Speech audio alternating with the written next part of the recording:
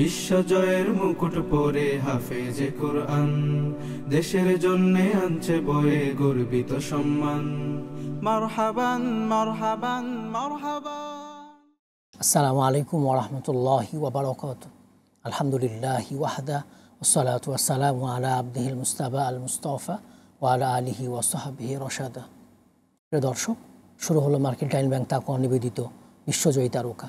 দেশ কিংবা প্রবাস, যে যেখান থেকে কোরআন মাজিদের এই অনুষ্ঠান দেখছেন, আশা রাখি ভালো আছেন। আমরা দোয়া করি আল্লাহ তাআলা আপনাদের সবাইকে সব জায়গায় সবসময় ভালো রাখুন।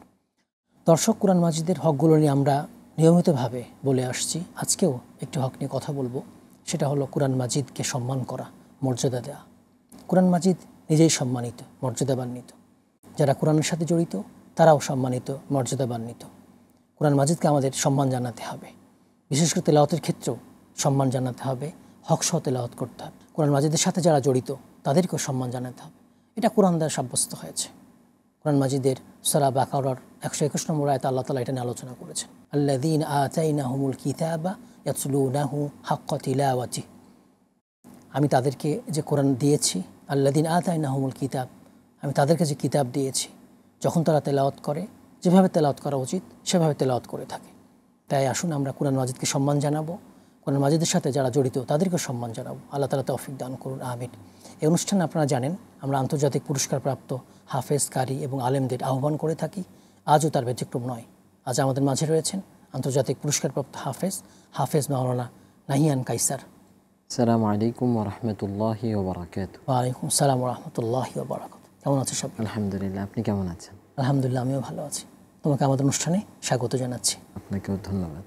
তোমার কাছে জানতে চাইবো, কোরআন মাজিদ কয়ভাবে পড়া যায়? কোরআন মাজিদ আসলে রাসূল সাল্লাল্লাহু আলাইহি ওয়াসাল্লামের যে ধারা, সেই অনুযায়ী এখন পর্যন্ত 10 রিওয়ায়াতের কথা রয়েছে। তবে এর মধ্যে 7টি রিওয়ায়াত হচ্ছে প্রসিদ্ধ, আর বাকি 3 রিওয়ায়াতও একসাথে মিলিয়ে 10 রিওয়ায়াতে মোটামুটি পড়া যায়। সুর কিভাবে পড়ে? যেটা সুর হচ্ছে, এটাকে মাকামাত বলে। এখানে 7টা 8টা সুর রয়েছে বিভিন্ন নাম অনুযায়ী: বায়াতি, হেজাজ, সিকা, নাহওয়ান্দ, জেহেরকা, আজম, এরকমভাবে 7টা 8টি বেসিকলি কিছু রয়েছে। এর মধ্যে আরও অনেক কিছু পারিপার্শ্বিকভাবে যুক্ত আছে বিভিন্ন সুর। এই যে পড়ার ধরনটা, তার তিল, হাদর, জি জি, এগুলো কয়ভাবে পড়া যায়? হাদর জিনিসটা এরকম যে এটা যে যেভাবে পড়তে পারে। আল্লাহ যাকে যেভাবে সুর দিয়েছেন সে নিজের মতো করে সুরটা পড়বে। তবে এটা খেয়াল রাখতে হবে সেগুলো যেন কোনো সঙ্গীত বা গানের দিকে চলে না যায়, কৃত্রিম না হয়ে যায়। জি, কৃত্রিম না হয়ে যায়। দিল থেকে যে সুর আল্লাহ তাআলা তাকে দিয়েছেন, অন্তর থেকে, সেই সুর দিয়ে তেলাওয়াত করাটাকেই তারতিল বলে। তারতিল শুধু এটাকেই বলে না যে যে সুন্দর করে পড়ছে সেই তার সুর সুন্দর, তারটাই তারতিল হচ্ছে, আর যার সুর নাই সে মন দিয়ে পড়লেও তারটা তারতিল হচ্ছে না, বিষয়টা এরকম নয়। প্রত্যেকটা মানুষকে আল্লাহ যে যতটুকু সুর দিয়েছেন সেই অনুযায়ী যদি সে মন থেকে যদি তেলাওয়াত করে, ওইটাকেই তারতিল বলে। কোরআন মাজিদ আমরা কেন সুন্দর করে পড়বো? কোরআন মাজিদ অবশ্যই সুন্দর করে পড়তে হবে, কেননা এটা খুবই সমস্ত কিতাব থেকে সর্বোত্তম কিতাব। যেমন সরাসরি কোরআনেই বলে দেওয়া হয়েছে, আউজিদ আলাইহি ওয়ারাত্তিলিল কোরআন তারতিলা। এটার অর্থই হচ্ছে সুন্দর করে পড়া। এবং সুন্দর করে আমরা কেন পড়বো? হাদিসে রাসূল সাল্লাল্লাহু আলাইহি ওয়াসাল্লাম বলেছেন, জি, যায়িনুল কোরআন বিআসওয়াতিকুম। জি, হাদিসে রাসূল সাল্লাল্লাহু আলাইহি ওয়াসাল্লামও বলেছেন। এবং আমরা এটা এজন্য সুন্দর করে পড়বো যেন আমাদের বিধর্মীরা যারা আছেন তারা যেন এই তেলাওয়াত শুনলে তারা যেন আকৃষ্ট হন, এটা ইসলাম গ্রহণ করেন, ইসলাম মানে আকৃষ্ট হয়ে সে যেন ইসলাম গ্রহণ করেন। এরকম আমাদের উদাহরণের কোনো অভাব নেই। আমরা অনেক পেয়েছি এরকম যারা কোরআন তেলাওয়াত শুনে তখন থেকে আমাদের নবীজির জমানা তো অনেক জাহেলরাই আছেন, অনেক কাফেররাই আছেন যারা শুধু এই মানে এত শ্রুতি মধুর ছিল যে জন্য তারা নিষেধ করে রাতে কোরআন শুনতে আসতো, নিষেধ করে তারা মানে পালিয়ে গিয়ে রাত্রেবেলা এক এক কোনায় দাঁড়িয়ে তেলাওয়াত শুনতো। সেই ধারাটা এখনো পর্যন্ত জারি আছে। এখনো অনেক মানুষ দেখা যায় যে যারা কি করছে, এই তেলাওয়াত শুনে মুগ্ধ হয়ে তারা ইসলামের দিকে এগিয়ে আসছে। তো অবশ্যই এই জন্য আমাদেরকে কোরআনটা, যে সরাসরি আল্লাহ তো কোরআনে বলেছেনই যে তোমরা অবশ্যই সুন্দরভাবে তেলাওয়াত করো, এটা তো আদেশ। আর দ্বিতীয়ত রাসূল সাল্লাল্লাহু আলাইহি ওয়াসাল্লামও বলেছেন, সুতরাং সুন্দর করেই কোরআনটা পড়তে হবে। আর সুন্দর মানে আমি একটু আগেও বললাম যে সুন্দর মানে শুধু এতটুকুই না যে আমার সুর নাই, আমি তো সুন্দর করে পড়তে পারবো না, বিষয়টা এরকম নয়। বিষয়টা হচ্ছে আমি আগে তো সহিশুদ্ধভাবে আমি শিখবো, এরপরে আল্লাহ আমাকে যে জিনিসটা দিয়েছেন, আমাকে যতটুকু দিয়েছেন ওইটাই যখন আমি মন থেকে পড়বো, সেটাই হচ্ছে সুন্দর। সুন্দর এতটুকুই নয় যে আল্লাহ যাকে সুর দিয়েছেন সে পড়লেই সুন্দর, আমি পড়লে সুন্দর নয়, বিষয়টা এরকম নয়। এরকম নয়। এই প্রসঙ্গে আরেকটা প্রশ্নে আসি, এই যে লোক দেখানো তেলাওয়াত, এটা তো আসলে কি বলবো, আসলে বর্তমানে এটাই অনেক বেশি বলা যায় যে এই জিনিসটা অধিকাংশ লোকের মধ্যে এই জিনিসগুলো ভাইরাল হওয়ার নেশা অনেকের থাকে, অনেক বেশি কাজ করে, যে দেখা যায় যে সে যে আল্লাহর জন্য তেলাওয়াত করছে এরকম খুঁজে পাওয়াই মুশকিল হয়ে যায়। দেখা যায় যে সে কি করছে, সে তেলাওয়াতটা দিচ্ছেই এই উদ্দেশ্যে যে মানুষ তাকে দেখবে, তাকে সাপোর্ট করবে, তাকে লাইক করবে, তাকে এটা বলবে সেটা বলবে, মাশাআল্লাহ এটা বিভিন্ন প্রোগ্রামে দাওয়াত দিবে, তার উদ্দেশ্যটাই দেখা যাচ্ছে এখানেই সে। অথচ এটা যে উদ্দেশ্যে হওয়া উচিত ছিল যে আমি তেলাওয়াত করছি আল্লাহর জন্য, আল্লাহর সন্তুষ্টি লাভের জন্য, আল্লাহ যদি আমার প্রতি সন্তুষ্ট হয়ে আমাকে গুনাহ মাফ করে দেন, আমাকে যদি জান্নাত নসিব করেন, সেই উদ্দেশ্যই যে সেটাই বড় পাওয়া, জি সেই উদ্দেশ্যেই কিন্তু আমার তেলাওয়াত করার কথা ছিল। কিন্তু আমরা এই উদ্দেশ্য থেকে সরে এসে আমরা একেবারে বলা যায় এটার বিপরীত কাজটাই আমরা এখন ইদানিং বেশি করে যাচ্ছি। তবে এটা খুবই দুনিয়া কি পেতে চাচ্ছি, জি জি দুনিয়া, আমরা আখিরাতকে যেটা মূল মাকসাদ ছিল সেটাকে ছেড়ে আমরা দুনিয়া নিয়ে পড়ে আছি এবং এটাকেই পাওয়ার চেষ্টা করে যাচ্ছি অনবরত। তো আসলে এটা খুবই দুঃখজনক বিষয়, এবং সেটা ইবাদত নয়, গুনাহ হয়ে যাচ্ছে। অবশ্যই এটাতে কোনো সন্দেহ নাই যে আমরা যে উদ্দেশ্যে করলে এটা সওয়াব হতো, আমাদের জান্নাত নসিবের মাকসাদ মাধ্যম হইতো, সেটা এখন হয়ে যাচ্ছে উল্টো। এখানে কোরআন যে আমি পড়ছি, কোরআন উল্টো আমাকে লানত করছে যে আল্লাহ তার থেকে আমাকে বাঁচাও যে আমাকে লোক দেখানোর জন্য পড়ছে। তার কথা বলে পড়ছে, একটু তেলাওয়াত শুনে নেব ইনশাআল্লাহ। আউযু বিল্লাহি মিনাশ শাইতানির রাজীম। বিসমিল্লাহির রহমানির রহিম।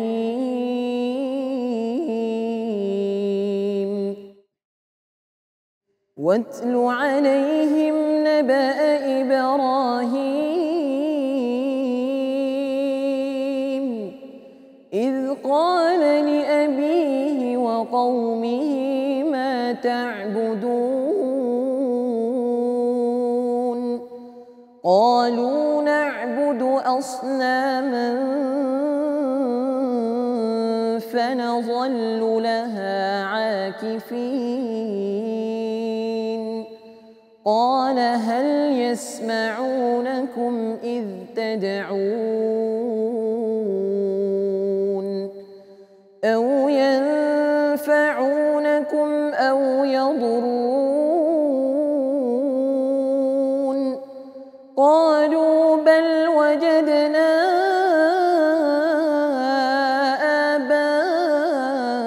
آباءنا كذلك يفعلون قال أفرأيتم ما كنتم تعبدون أنتم وآباؤكم الأقدمون فإنهم عدو لي إلا رب العالمين الذي خلقني فهو يهدين والذي هو يطعمني ويسقين وإذا مرضت فهو يشفين والذي يميتني ثم يحيين والذي أطمع أن يغفر لي خطيئتي يوم الدين رب هب لي حكما وألحقني بالصالحين واجعل لي لسان صدق في الآخرين واجعلني من ورثة جنة النعيم واغفر لأبي إنه كان من الضالين ولا تخزني يوم يبعثون يوم لا ينفع مال ولا بنون إلا من أتى الله بقلب سليم وأزلفت الجنة للمتقين صدق الله العظيم আহসানতা, অনেক সুন্দর তেলাওয়াত। আশা করি দর্শকদের অনেক ভালো লাগবে। তোমার সাথে আরও কথা বলবো, কথা বলে ভালো লাগছে। এই পর্যায়ে ছোট্ট বিরতি নিব। দর্শক, আপনারা দেখছেন মার্কিন ট্যালেন্ট ব্যাংক তাকওয়া নিবেদিত বিশ্বজয়ী তারকা। আজ আমাদের মাঝে রয়েছেন আন্তর্জাতিক পুরস্কারপ্রাপ্ত হাফেজ মাওলানা নাহিয়ান কায়সার। সময় হলো ছোট্ট বিরতির, একটু পরে ফিরবো। আমাদের সঙ্গে থাকবেন ইনশাআল্লাহ। বিশ্বজয়ের মুকুট পরে হাফেজে কোরআন, দেশের জন্যে আনছে বয়ে গর্বিত সম্মান। বিশ্বজয়ের মুকুট পরে হাফেজে কোরআন, দেশের জন্যে আনছে বয়ে গর্বিত সম্মান। আসসালামু আলাইকুম ওয়া রাহমাতুল্লাহি ওয়া বারাকাতুহু। বিরতির পর আবারও সবাইকে আমন্ত্রণ। দর্শক, আপনারা দেখছেন মার্কিন ট্যালেন্ট ব্যাংক তাকওয়া নিবেদিত বিশ্বজয়ী তারকা। আজ আমাদের মাঝে রয়েছেন আন্তর্জাতিক পুরস্কারপ্রাপ্ত হাফেজ মাওলানা নাহিয়ান কায়সার। তোমার কাছে এবার জানতে চাইবো, কোরআন মাজিদ সুন্দর করে পড়ার জন্য তুমি কোনো প্রতিষ্ঠানে পড়েছো কিনা? আমি যখন যেখানেই পড়েছি সেখানেই দেখা গেছে যে আমি ওখানের ভালো ছাত্রই ছিলাম, যে বিভিন্ন অনুষ্ঠানে তেলাওয়াত করতে হলে আমাদেরকেই ডাকতো, এরকম একটা অবস্থা ছিল। আলহামদুলিল্লাহ। তো প্রথমে আমি যখন হিফজ পড়ি, আমি তেজগাঁওতে হিফজ শুরু করি। ওখানে 12 সাল পর্যন্ত ওখানেই পড়ি এবং ওখান থেকে আমি মাদানীনগরে পড়ি। তো ওখানে গেলে দেখি যে না, এখান থেকে আমার অনেক কিছু কমতি ছিল। এখানে আমি ভালো ছাত্র ছিলাম ঠিকই, কিন্তু এটা যেহেতু আরও ভালো মাদ্রাসা, এখানে এসে আমার ত্রুটিগুলো ধরা পড়লো এবং সেখানে আমার তেলাওয়াত আরও সুন্দর করতে পারলাম। ওখানে 1 বছর ছিলাম। ওখান থেকে আমি বাস ওখানের ভালো ছাত্র হিসেবেই ওখান থেকে বের হয়েছিলাম। আমি আমার একটু অ্যাড করতে চাই সাথে কিছু জীবনের কথা অনুযায়ী। আমি ওখানে আমার হিফজ ফারেক হয়েছিলাম ওখান থেকে, মাদানীনগর থেকে। তো ওখানে আমি ব্যাফাকে দ্বিতীয় হয়েছিলাম ওই বছর পরীক্ষায়। তো এরপরে আমি ওস্তাদদের পরামর্শ দেন যে আপনি যদি স্কুলে পাশাপাশি পরীক্ষাগুলো দিতে থাকে তাহলে তার জন্য সুবিধা হবে। তো আমি তখন ক্লাস 5-এ ভর্তি হই ওইখানে আমার এক ক্যাডেট স্কুলে। ওখানে আমি প্রায় 6 মাসের মতো পড়ি এবং এর আগে আমি কখনো স্কুলে বা কখনোই পড়িনি। ওখানে সরাসরি ক্লাস 5-এই পড়ি এবং ওখান থেকে পিএসসি পরীক্ষায় আমি এ গ্রেড পেয়েছিলাম 2014-তে। তো ওখানে এই যে 6 মাস ছিলাম, এই 6 মাসে মোটামুটি আমার কোরআন কাঁচা হয়ে গিয়েছে। মানে এই 6 মাসে আমার আসলে বুঝতেই তো পারছেন, যেহেতু আমি স্কুলে কখনো পড়িনি, 1 2 3 4 5 4 পর্যন্ত আমার কোনো পড়াশোনা নেই, সরাসরি 5-এ এসেছি। একটু চাপ বেশিই ছিল হিফজের পরে।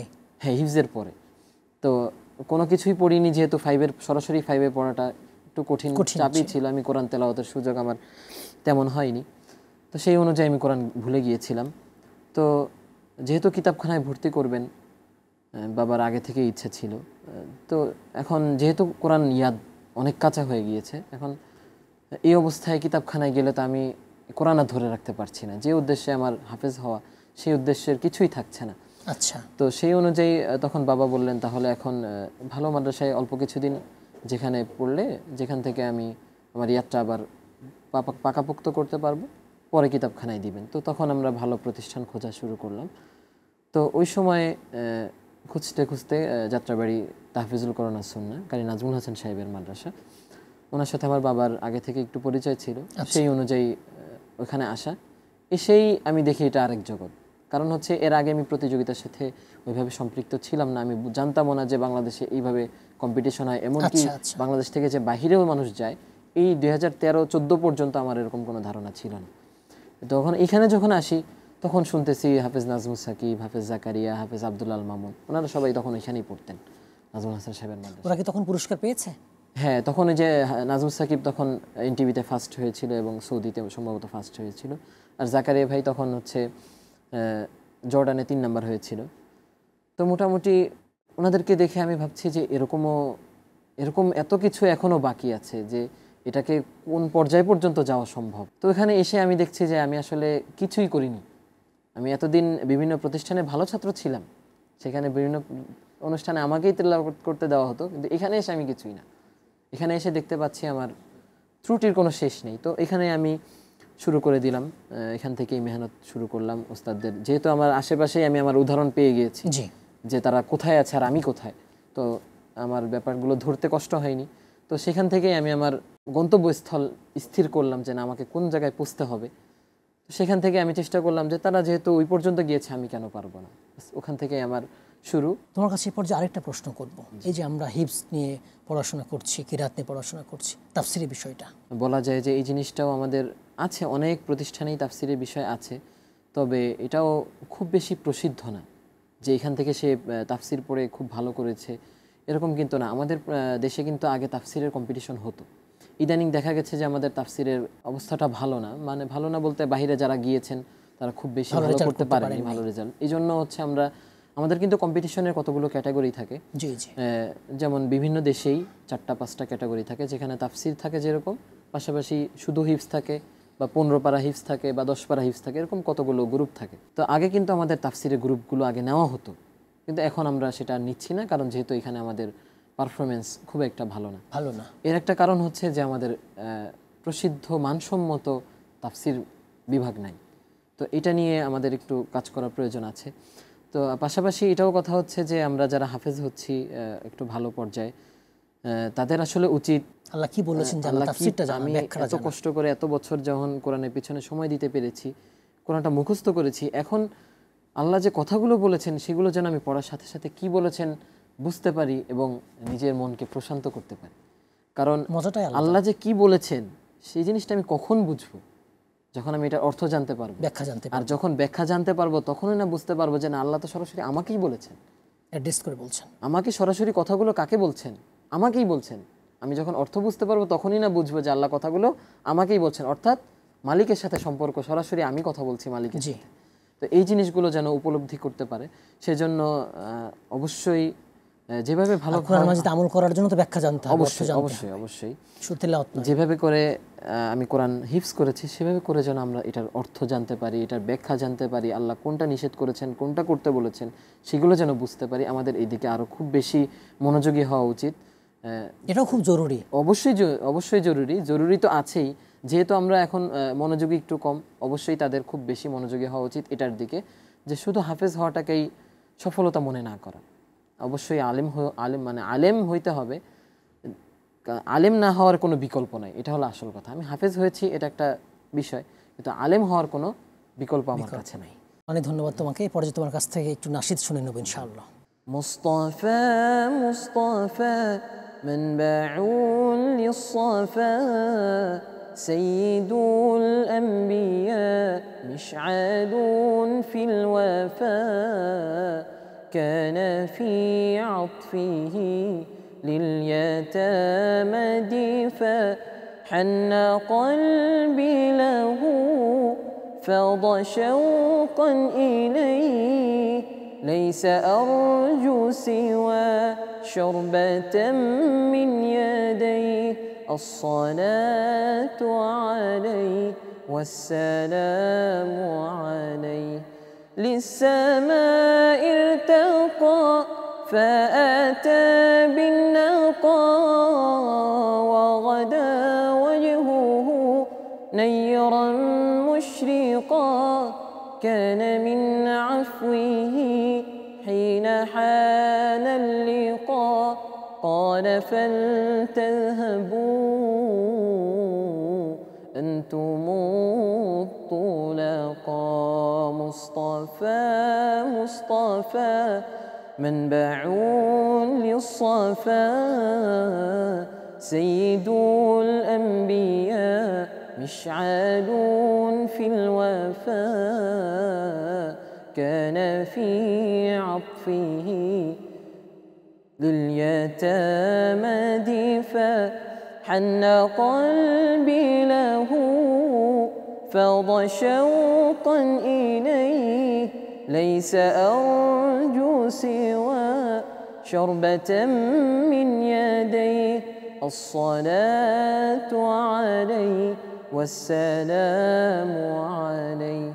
كان في هديه منهجا وسطا كان تسعده بسمة البسطاء.